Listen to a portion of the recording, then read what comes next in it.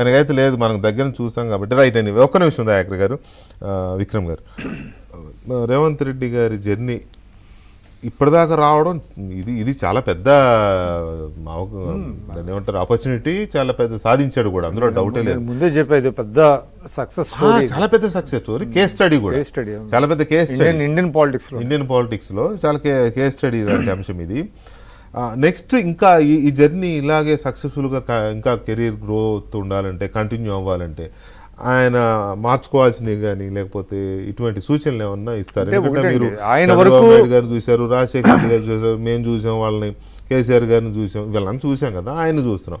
మీ side ఆయన ముందు ఇప్పుడు కేసీఆర్ గారు గురించి మనం ఇప్పుడే మాట్లాడుకున్నాం. ఆయనకి ఏంటంటే ఆయన కూడా నాకు చాలా సన్నిహితంగా మేము మెలిగాం. అయితే అది మైండ్కి ఎక్కేసింది పవర్ అనేది,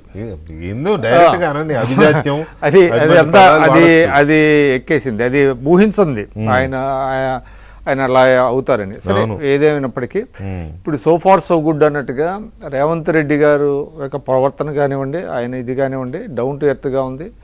నేనేదో పెద్ద ఉన్నతమైనటువంటి స్థానంలో కూర్చున్నాను, మిగతా వాళ్ళందరూ కూడా లిల్లీ పుడ్స్ అనేటువంటిది లేకుండా చక్కగా మింగిల్ అవుతున్నాడు. నేను ఇంకోటి కూడా చూస్తున్నాను, చిన్న చిన్న సమావేశాలు కూడా అధికారులతో మినిస్టర్లతో చిన్న టేబుల్స్లో కూర్చొని సమీక్షిస్తున్న విధానం అందరితో కలిసిపోయి, అంత ఒక స్టూడెంట్స్ లాగా.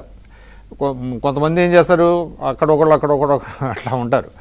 ఇంకోటి ఏంటంటే వాళ్ళ ఒక జాతీయ పార్టీకి కూడా కరోనా మీటింగ్స్ డిస్టెన్స్ లాగా ఉంటారు. అట్లా లేకుండా చిన్న టేబుల్ మీద అందరు కూర్చొని చేస్తున్నట్టుగా ఉంది.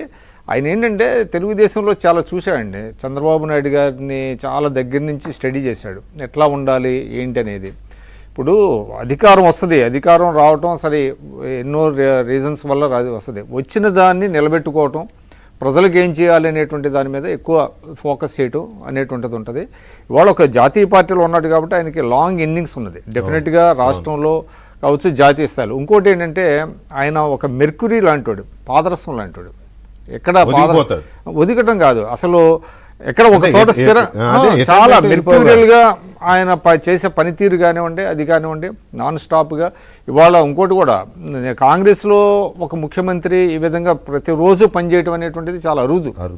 మనం చంద్రబాబు నాయుడు గారు ఎట్లా పనిచేస్తున్నాడు, ఇక్కడ రేవంత్ రెడ్డి గారు కూడా అట్లానే పనిచేస్తున్నాడు. సరే ఆయనకి వయసు ఉంది, చంద్రబాబు నాయుడు గారికి 75 ఉన్నాయి, అది వేరే సంగతి. కానీ బట్ ఏంటంటే ఒక స్పిరిట్తో పనిచేయటం అనేటువంటిది కనబడుతుంది.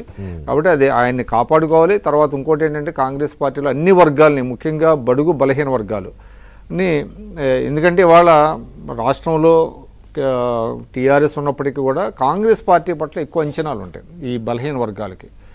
వాళ్ళ యొక్క ఆశలు ఆకాంక్షలను నెరవేర్చడంలో ఆయన ఎక్కువ దానికి ప్రాధాన్యత ఇస్తా ముందుకెళ్ళగలిగితే ఖచ్చితంగా ఆయన స్థానం సుస్థిరంగా ఉంటుంది. అదేవిధంగా జాతీయ స్థాయిలో కూడా ఆయన జాతీయ నాయకుడిగా ఎదగగలిగేటువంటి అన్ని ట్రైట్స్ ఆయనకు ఉన్నాయి కాబట్టి, అక్కడ కూడా క్వాలిటీస్ ఉన్నాయి కాబట్టి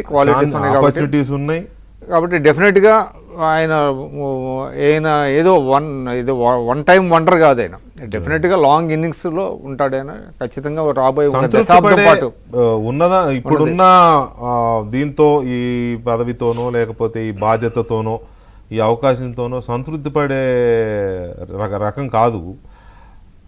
కానీ ఇది ఇలాగే కంటిన్యూ అవ్వాలంటే సత్యం గారు ఇంకా స్పీడ్గా ఇంకా వీటికి వెళ్ళాలి అంటే, పై స్థానాలకి ఇంకా ఎదగాలి అంటే పొలిటికల్ కెరియర్గా మీ సజెషన్స్ కానీ అబ్జర్వేషన్స్ కానీ చెప్తారా?